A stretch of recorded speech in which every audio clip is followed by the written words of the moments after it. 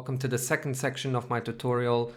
In this section, we are going to learn the following things. So we will start by creating new components, so you will understand what the Vue component is.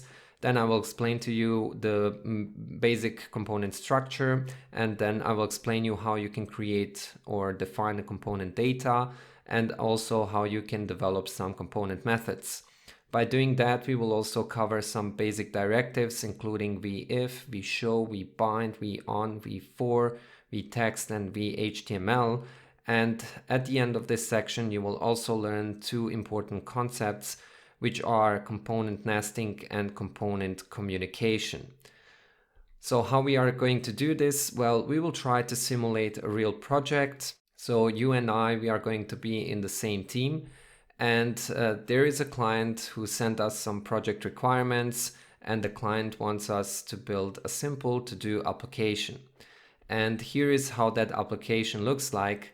So this to-do application has ability to create a new tasks, and we should also display all the pending tasks, and we should also display all finished tasks.